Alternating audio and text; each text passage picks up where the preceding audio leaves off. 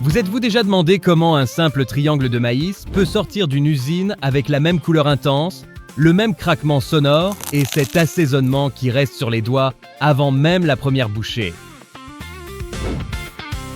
On dirait un simple snack apéritif. Mais derrière chaque paquet de Doritos se cache une chaîne gigantesque, avec d'immenses champs, d'énormes moissonneuses, des camions chargés de maïs, des silos monumentaux et des machines de découpe à grande vitesse. Et tout cela fonctionne comme une véritable symphonie industrielle. Machines, capteurs, convoyeurs et ensacheuses avancent au rythme exact pour préparer des paquets résistants, capables de protéger chaque chip croustillant jusqu'à son arrivée en rayon. Bienvenue à toutes et à tous sur Usines et Secrets.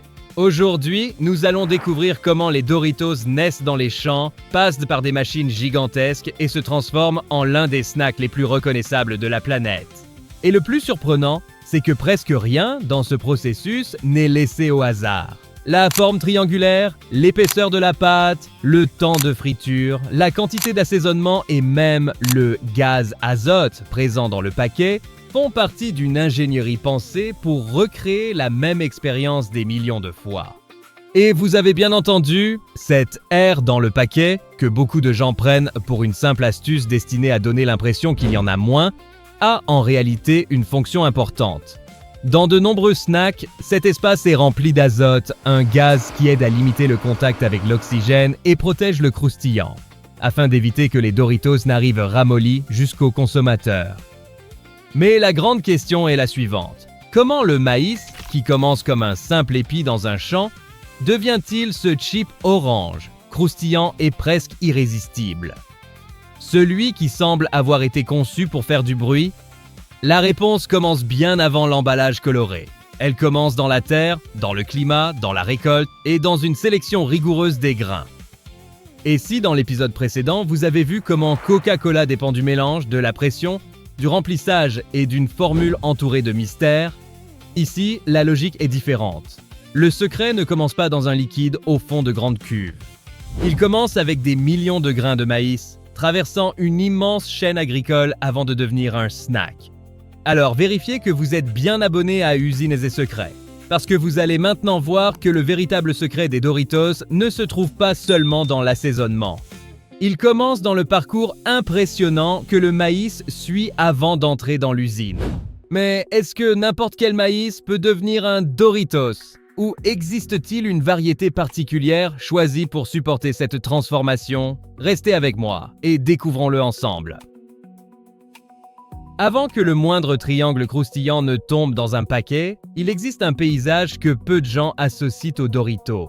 Des kilomètres de champs de maïs, des rangées vertes parfaitement alignées et d'immenses machines agricoles avançant comme des géants sur roues. C'est là, loin des rayons et des emballages colorés, que commence l'histoire d'un snack qui paraît simple, mais qui dépend d'une immense chaîne agricole pour exister. Le maïs utilisé dans ce type de production doit arriver avec des caractéristiques très contrôlées. Il ne suffit pas de récolter n'importe quel épi et d'envoyer le tout à l'usine. Le grain doit avoir une bonne structure, un taux d'humidité adapté, une forte teneur en amidon et assez de résistance pour passer par la cuisson, le broyage, la formation de la pâte, la découpe, la friture et l'assaisonnement sans perdre le standard recherché. Pensez au maïs comme aux fondations d'un bâtiment. Si la base est fragile, trop humide ou irrégulière, tout le reste commence à poser problème. Dans les champs, tout commence des mois avant que l'usine n'entre en scène. Le sol est préparé, les semences sont déposées par des semoirs qui parcourent de longues lignes avec précision, et chaque rang doit pousser avec le bon espacement pour recevoir lumière, eau et nutriments. Vu du ciel, un champ de maïs ressemble à un immense dessin géométrique, avec des couloirs verts qui se répètent jusqu'à l'horizon. Et il est impressionnant de penser qu'une partie de cet océan de plantes pourra finir transformée en chips triangulaires dans des millions de paquets. Pendant sa croissance, la plante s'élève, épaissit sa tige, déploie de larges feuilles et commence à former des épis protégés par leurs enveloppes. Dans chaque épi, des centaines de grains se développent côte à côte accumule de l'amidon et gagne en fermeté. À cette étape, le climat peut tout favoriser ou tout compliquer. Trop de pluie rend le séchage difficile. Une chaleur extrême peut nuire au développement. Et le manque d'eau réduit la taille des grains. Pour celui qui achète le paquet déjà prêt, tout cela semble lointain. Mais pour l'industrie, chaque détail du champ peut se retrouver plus tard dans la texture des chips. Lorsque vient la récolte, le décor change complètement. Les moissonneuses entrent dans les champs de maïs comme des machines monumentales. À l'avant, une plateforme spéciale saisit les rangées de maïs, entraîne les plants, sépare les épis et conduit le tout à l'intérieur de la machine. En quelques secondes, ce qui était encore fixé à la tige est égrené, nettoyé et séparé. Les grains partent vers la trémie de la machine, tandis que les feuilles, les tiges et les résidus végétaux retournent au champ. Et voici l'une des scènes les plus fortes de toute cette chaîne. Lorsque la trémie de la moissonneuse est pleine, une goulotte latérale déverse un flot de grains dorés dans une benne agricole ou un camion qui accompagne le travail. Le maïs tombe comme une cascade solide, formant des montagnes jaunes dans la benne, tandis que la poussière, les feuilles sèches et la lumière du soleil créent une image presque cinématographique. C'est à cet instant que la matière première quitte le champ et commence à se rapprocher de l'usine. Après la récolte, le maïs est acheminé vers des entrepôts, des coopératives ou des centres de réception. Là, des échantillons peuvent être analysés pour vérifier l'humidité, les impuretés, les grains cassés et l'aspect général. Si le maïs est trop humide, il peut fermenter, moisir ou perdre en qualité pendant le stockage. S'il est trop sec ou trop friable, il peut poser des problèmes au broyage. L'objectif est de maintenir un grain stable, propre et prévisible, car l'usine doit fonctionner comme une horloge. Imaginez un camion déchargeant des tonnes de maïs dans une fosse de réception, cette grande ouverture métallique aménagée au sol. La benne s'incline, les grains glissent en avalanche et disparaissent à travers de solides grilles. De là, des élévateurs, des vis sans fin et des bandes transporteuses acheminent le maïs vers les systèmes de nettoyage. Des tamis vibrants retirent les morceaux de feuilles, la poussière, les petits cailloux et les fragments indésirables. Avant de devenir un aliment industriel, le maïs doit laisser derrière lui tout ce qui n'a pas sa place dans le processus. Vient ensuite une partie rarement vue par le consommateur, mais essentielle, le stockage en silo. Ces cylindres géants fonctionnent comme des coffres-forts de matières premières. À l'intérieur, le maïs doit rester protégé contre l'humidité, la chaleur excessive et les nuisibles. Il est surveillé, car une masse de maïs stockée dans de mauvaises conditions peut chauffer, se détériorer et compromettre des lots entiers. C'est ici que le processus révèle une vérité cachée. Les Doritos ne dépendent pas seulement de l'assaisonnement, ils dépendent de l'agriculture, du transport, du nettoyage, du stockage et du contrôle qualité à grande échelle. Un petit paquet porte l'histoire de tracteurs, de semoirs, de moissonneuses, de camions, de balances, de laboratoires et de silos. Tout cela avant même que l'usine ne forme le premier triangle croustillant. Lorsque le maïs rejoint enfin l'unité de production, il peut encore passer par une nouvelle étape de nettoyage et de tri. L'usine doit réduire au maximum les variations de la matière première, car des grains trop abîmés, un excès de poussière ou des impuretés perturbent la pâte. Et la pâte est le cœur des Doritos. Elle doit être assez ferme pour ne pas casser avant l'emballage, mais assez légère pour claquer sous la dent. À partir de là, le maïs commence à cesser d'être un grain. Dans les procédés de chips de tortilla, il est souvent cuit dans de l'eau avec un agent alcalin, une technique associée à la nixtamalisation. Ce traitement aide à modifier la structure du grain, facilite le broyage et contribue à former une pâte plus adaptée. C'est une technologie ancienne, mais dans l'industrie, elle prend la forme de cuves en acier, avec contrôle du temps, de la température et des proportions. Visuellement, la scène change encore une fois. Les champs de maïs disparaissent, laissant place aux tuyauteries, aux vannes, à la vapeur et aux équipements métalliques. Le maïs, auparavant sec et doré, passe par une hydratation et une cuisson contrôlée. S'il cuit trop peu, il reste dur et difficile à broyer. S'il cuit trop, il perd sa structure et complique la découpe. L'usine travaille sur une ligne étroite entre le point idéal et le gaspillage. Ensuite, les grains ramollis partent au broyage. Peu à peu, ils cessent de ressembler à du maïs et deviennent une pâte épaisse, humide et granuleuse.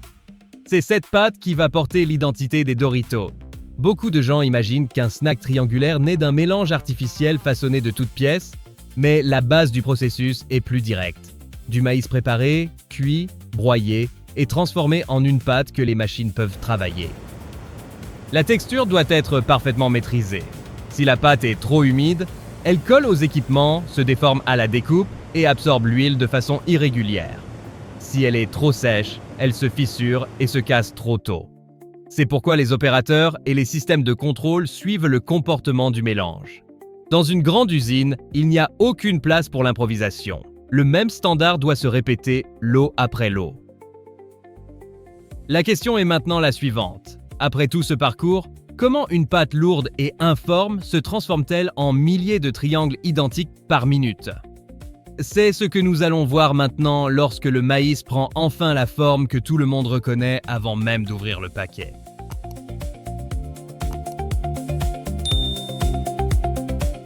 La pâte de maïs sort du broyage humide, lourde et assez fade. À ce stade, elle ne ressemble pas encore à des Doritos. Elle n'a ni couleur intense, ni croustillant, ni assaisonnement marqué, et encore moins cette forme triangulaire que tout le monde reconnaît. Mais c'est ici que l'usine commence à transformer une pâte de maïs en milliers de chips presque identiques. D'abord, cette pâte passe dans des équipements qui contrôlent seul son épaisseur. Imaginez deux grands rouleaux métalliques comprimant la matière comme un rouleau à pâtisserie, mais à l'échelle industrielle, avec des convoyeurs, des capteurs et des réglages constants. Si la feuille est trop épaisse, le chip peut devenir dur et lourd. Si elle est trop fine, il casse avant même d'arriver dans le paquet. Cela peut sembler être un détail, mais c'est cette épaisseur qui contribue à définir le son de la bouchée et la résistance du snack. Une fois nivelée, la pâte devient une bande continue. Elle passe sous des couteaux qui impriment le motif triangulaire à grande vitesse. En quelques secondes, une surface lisse se transforme en une succession de petits triangles pâles, encore crus et fragiles. Ils ont déjà la forme des Doritos, mais pas encore la personnalité du produit final. Mais pourquoi des triangles? Ce format n'est pas seulement esthétique. Les pointes et les bords renforcent la sensation de croustillant, donnent au chip une impression plus robuste et créent une identité visuelle si forte que beaucoup de gens reconnaissent le produit même sans voir l'emballage. Le triangle est devenu une signature industrielle. À cette étape, l'usine doit maintenir un flux constant. Les morceaux découpés avancent sur des convoyeurs, mais ils sont encore mous et sensibles. Si la pâte est trop humide, elle peut coller aux équipements. Si elle est trop sèche, elle peut se fissurer. Si le convoyeur vibre plus que nécessaire, les chips peuvent se déformer. Tout doit se dérouler au bon rythme, car une ligne arrêtée ou mal réglée génère rapidement du gaspillage. Les chutes de découpe peuvent être réintégrées au processus, selon le système utilisé. Mais même cela exige un contrôle précis. Si trop de pâte retourne dans le cycle, la texture peut changer et affecter le lot suivant. L'industrie ne cherche pas seulement à produire beaucoup, elle doit produire toujours de la même manière. Ici aussi, un mythe courant s'effondre. Beaucoup de gens imaginent que les Doritos naissent déjà orange et pleins de goût dès la pâte. Mais à cette étape, les triangles sont encore clairs, crus et presque sans saveur. La couleur intense, l'odeur marquée et l'assaisonnement qui reste sur les doigts arrivent plus tard. Avant cela, le chip doit gagner en structure. Vient maintenant la partie délicate. Préparer ces triangles à affronter la chaleur. Si une pièce sort irrégulière, elle peut frire de façon inégale. Si elle est trop humide, elle absorbe trop d'huile. Si elle est cassante, elle se transforme en miettes avant même de recevoir l'assaisonnement. La formation du triangle n'est donc pas seulement visuelle. C'est le moment où l'usine décide si cette pâte peut survivre aux étapes suivantes. En quelques secondes, le maïs cesse d'être une masse informe et commence à voyager sur le convoyeur comme une foule de triangles parfaitement découpés. Mais ils sont encore loin des Doritos qui arrivent en magasin. Il manque le choc de la chaleur, le croustillant et cette couche de saveur qui transforme un simple chip en un snack impossible à ignorer. Et c'est maintenant que l'usine devient plus intense. Huile brûlante, convoyeur rapide, capteur, assaisonnement pulvérisé et contrôle qualité travaillent ensemble pour que chaque Doritos ressorte croustillant, coloré et plein de goût. Les triangles entrent maintenant dans la phase la plus intense de l'usine. Jusqu'ici, ils sont encore clairs, fragiles et presque fades. Mais lorsqu'ils rencontrent la chaleur, la pâte perd son humidité, gagne en structure et commence à devenir le chip croustillant que le public reconnaît. La friture industrielle exige de la précision. Température, durée et vitesse du convoyeur doivent fonctionner ensemble. Visuellement, c'est une étape hypnotique.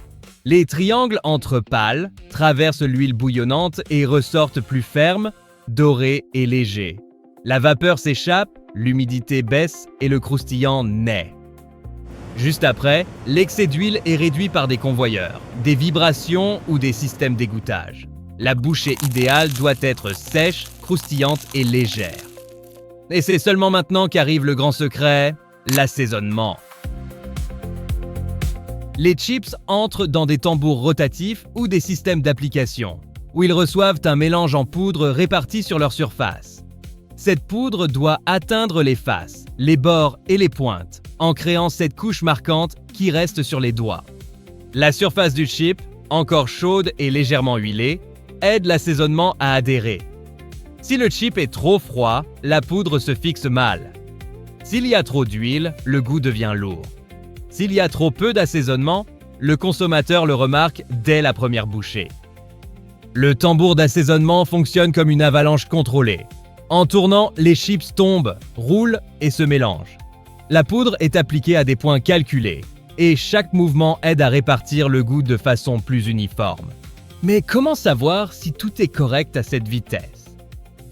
C'est là qu'intervient le contrôle qualité. Des échantillons peuvent vérifier la couleur, la texture, le goût, le poids, l'humidité et le niveau de casse. Des capteurs et des caméras peuvent aussi repérer les chips trop foncés, trop clairs, déformés ou hors standard. La couleur révèle beaucoup de choses. Un chip pâle peut indiquer une friture insuffisante.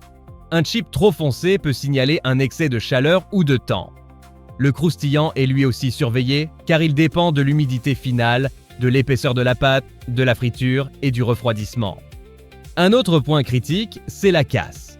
La forme triangulaire possède des pointes, et les pointes casotent facilement lorsque le processus est déséquilibré. Si la pâte était trop fragile, si la friture a rendu le chip cassant, ou si les chutes sur le convoyeur sont trop brusques, le paquet peut arriver rempli de morceaux. Avant l'emballage, les chips cassés, brûlés ou déformés peuvent être retirés. Le consommateur voit un paquet coloré. L'usine, elle, observe la taille, le poids, la couleur, le croustillant, le goût et l'intégrité. Si vous aimez découvrir à quel point un simple snack exige autant de précision industrielle, laissez un like sur cette vidéo. Cela aide Usines et Secrets à vous montrer davantage de coulisses d'usines et de procédés que presque personne ne voit de près. À ce stade, les Doritos ont enfin leur forme, leur couleur, leur croustillant et leur assaisonnement. Mais il faut encore protéger tout cela jusqu'au rayon. C'est là qu'entrent en scène les ensacheuses, le gaz dans les paquets, les cartons, les palettes et le dernier voyage jusqu'au magasin. Maintenant que les Doritos ont leur forme, leur croustillant, leur couleur et leur assaisonnement, il reste une étape décisive. Protéger tout cela jusqu'au consommateur. Car un chip peut sortir parfaitement de la friture, mais encore se casser, ramollir ou perdre son arôme si l'emballage échoue. D'abord, les chips avancent sur des convoyeurs jusqu'à des peseuses automatiques. Ces machines divisent le produit en portions exactes, en calculant le poids de chaque paquet à grande vitesse. Ce n'est pas une personne qui remplit des sachets avec une pelle. Ce sont des systèmes qui combinent de petites quantités de chips jusqu'à atteindre le poids correct, en limitant l'excès et en évitant le manque de produits. Ensuite, les Doritos tombent dans les emballages formés par des machines verticales. Le film plastique se déroule, prend la forme d'un tube, reçoit la portion de chips et se referme en une fraction de seconde. L'emballage doit être résistant, léger et parfaitement scellé car il agit comme une armure contre l'air, l'humidité, la lumière et les chocs. Et vous savez, cet espace vide à l'intérieur du paquet? Eh bien, beaucoup pensent que c'est seulement une astuce commerciale, mais il aide aussi à protéger les chips. Dans les snacks, le paquet reçoit souvent un gaz protecteur, généralement de l'azote. Il réduit la présence d'oxygène et préserve mieux le croustillant et l'arôme.